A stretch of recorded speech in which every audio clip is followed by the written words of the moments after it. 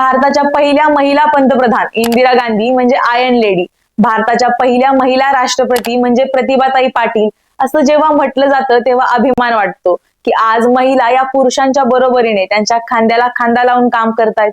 देशातली पुरुष प्रधान संस्कृती मागे पडून समानता येते. मग स्वतःला पुरोगामी समजणाऱ्या जाणाऱ्या महाराष्ट्राचं काय, जिथे ज्या देशात महिलांनी पंतप्रधान राष्ट्रपती अशी पदं भूषवली आहेत तिथे अजूनही महाराष्ट्राला महिला मुख्यमंत्री का नाही मिळाली असा प्रश्न आपल्याला नेहमी पडतो. मग महाराष्ट्रात महिला नेतृत्व कोणीच नव्हतं का? नाही, असं अजिबात नाही. पण त्या महिला या मुख्यमंत्री पदापर्यंत पोहोचू शकल्या नाहीत. याचं कारण काय आणि महाराष्ट्रात यंदा महिला मुख्यमंत्री होऊ शकते का, याचंच उत्तर जाणून घेणार आहोत प्राईम संवादच्या आजच्या भागात. नमस्कार, मी सारिका. प्राईम संवाद या युट्यूब चॅनलवरती आपणा सर्वांचं स्वागत करते.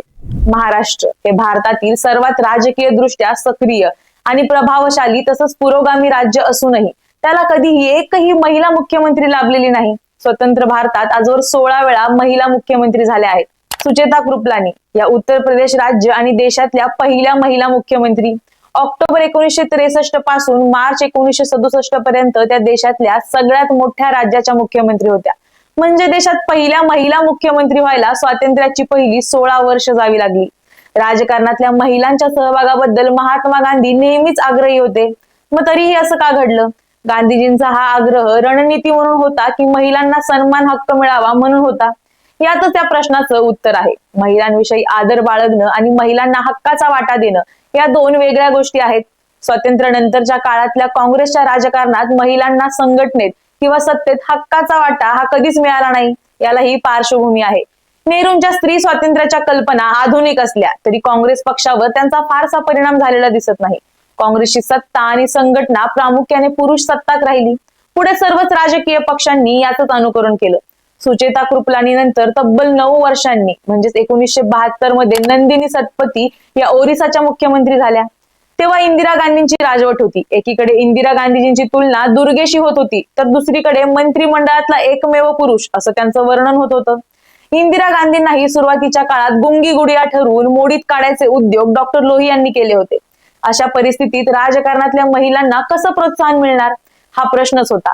ज्या 16 महिला आजवर मुख्यमंत्री झाल्या त्यापैकी बहुतेक जणींच्या डोक्यावर पूर्वजांचा, वडिलांचा किंवा नवऱ्याचा आशीर्वाद होता हे नाकारून चालणार नाही.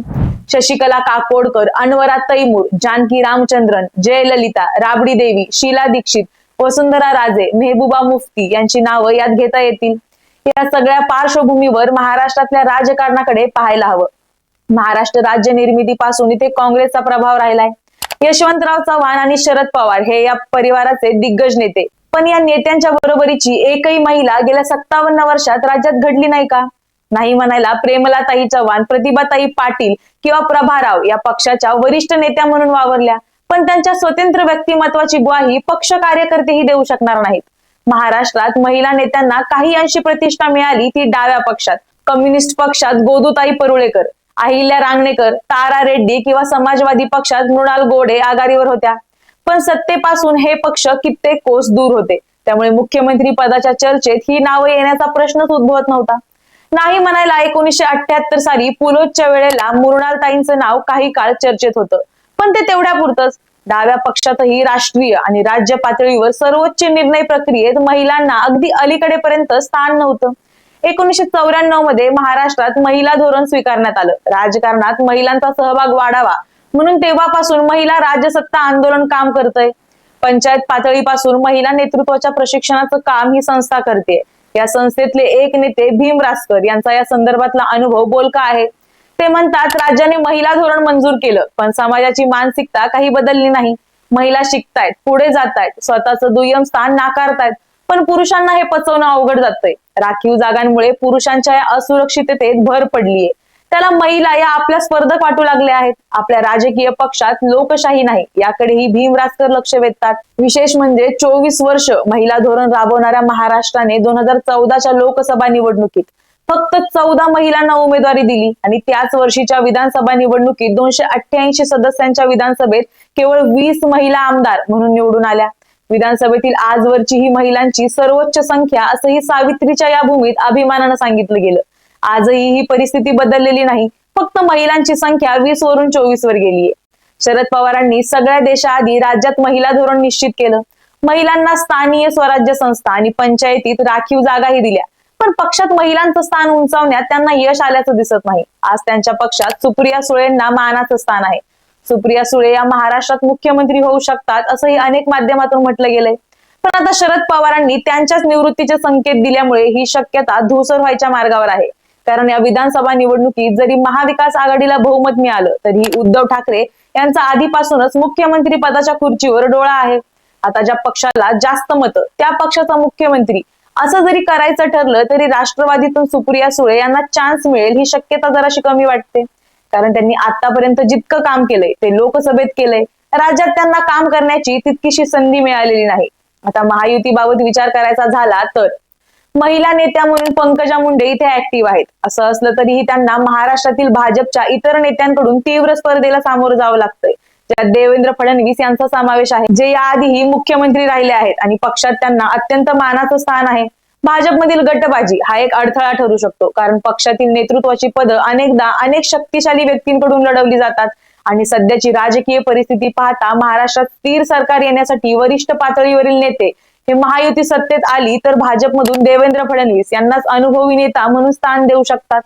काहींचा असा युक्तिवाद आहे की पंकजा यांची नेतृत्व शैली जी काही वेळा आक्रमक किंवा संघर्षमय मांडली गेली ती मतदारांच्या सर्व घटकांना अपील करू शकत नाही. महाराष्ट्राच्या वैविध्यपूर्ण राजकीय परिदृश्याला विविध गटांमध्ये समतोल राखू शकणाऱ्या मुख्यमंत्र्यांची आवश्यकता आहे आणि अशा डायनॅमिकचे व्यवस्थापन करण्याची त्यांची क्षमता अनिश्चित आहे. आता मुळात महाराष्ट्रात याआधीही महिला मुख्यमंत्री का झाली नाही याची कारणं पाहू. महाराष्ट्राची राजकीय व्यवस्था ऐतिहासिकदृष्ट्या पुरुष प्रधान राहिली असून पक्षांतर्गत मजबूत पितृसत्ताक प्रभाव आहे. शिवसेना, राष्ट्रवादी काँग्रेस आणि भाजप या प्रमुख राजकीय पक्षांचं नेतृत्व बहुतांश पुरुषांनी केलंय. या खोलवर रुजलेल्या रचनेने मुख्यमंत्र्यांच्या भूमिकेसारख्या सर्वोच्च पदांवर अनेकदा महिला नेत्यांना बाजूला केलंय. यामुळे मंत्रिमंडळामध्ये महिलांनी जरी मंत्रीपद भूषवली असली तरी सुद्धा त्यांना मुख्यमंत्री पदापर्यंत अजूनही पोहोचता आलेलं नाहीये. सुप्रिया सुळे आणि पंकजा मुंडे यासारख्या महिला नेत्या प्रसिद्ध झाल्या असल्या तरी त्यांना देवेंद्र फडणवीस आणि उद्धव ठाकरे, शरद पवार यासारख्या अधिक प्रस्थापित सत्ताधारी पुरुष सहकाऱ्यांकडून तीव्र स्पर्धेला सामोरं जावं लागतंय. एकीकडे महाराष्ट्रात सावित्रीबाईंचं कौतुक केलं जात असलं तरीही जेव्हा महाराष्ट्र समाजाकडे वळतो तेव्हा त्या समाजाला राज्य चालवण्यासाठी महिलांपेक्षा पुरुष हवा असतो. त्यामुळे महिला नेत्यांना मोठा पाठिंबा नसला तरी काही मतदार अजूनही पुरुष नेत्यांना प्राधान्य देतात जेव्हा ते मुख्यमंत्री पदासारख्या उच्च पदांवर येतात. पुरुष नेतृत्वासाठी अधिक योग्य आहेत. विशेषतः महाराष्ट्रासारख्या मोठ्या आणि वैविध्यपूर्ण राज्यात ही धारणा एक अडथळा आहे. महाराष्ट्रात कोणताही राजकारणी हा धुतल्या तांदळासारखा स्वच्छ नक्कीच नाहीये. महाराष्ट्राच्या हल्लीच्या राजकारणाचं समीकरण हे थेट गुन्हेगारीशी जोडलं जातं. या कारणामुळेही जास्तीत जास्त महिला राजकारणात सहभागी होत नसाव्यात. भारतातील इतर राज्यांप्रमाणेच महाराष्ट्रालाही राजकारणाच्या गुन्हेगारीकरणाशी संबंधित समस्यांचा सामना करावा लागतोय. विविध पक्षातील अनेक प्रमुख नेत्यांवर गुन्हेगारी कृत्यांचे आरोप आहेत किंवा त्यांच्यावर फौजदारी खटले प्रलंबित आहेत. राजकारणाच्या गुन्हेगारीकरणाचा अप्रत्यक्षपणे महिलांच्या नेतृत्वाच्या पदांवर परिणाम होऊ शकतो, कारण महिलांना अशा व्यवस्थेतून बाहेर पडणं कठीण होऊ शकतं, जे बऱ्याचदा अत्यंत व्यवहारात आणि कधी कधी जबरदस्तीने चालतं. गुन्हेगारी घटक किंवा बलवान राजकारण बहुतेकदा अशा नेत्यांना प्राधान्य देतात जे त्या चौकटीत काम करू शकतात, ज्यामुळे स्त्रियांच्या संधी मर्यादित होऊ शकतात. अशाच काही कारणांमुळे महाराष्ट्र अजूनही महिला मुख्यमंत्र्यांपासून वंचित राहतोय. आता अर्थात या निवडणुकीत बघायचं झालं तर एकंदरीतच महाराष्ट्राची राजकीय परिस्थिती पाहता महायुती किंवा महाविकास आघाडी यापैकी कोणीही निवडून आलं तरीही महाराष्ट्राची राजकीय घडी पुन्हा बसवण्यासाठी एखाद्या अनुभवी माणसालाच पुन्हा एकदा मुख्यमंत्री पदावर बसवलं जाईल. मग ते शिंदे असोत, फडणवीस असोत किंवा ठाकरे असोत.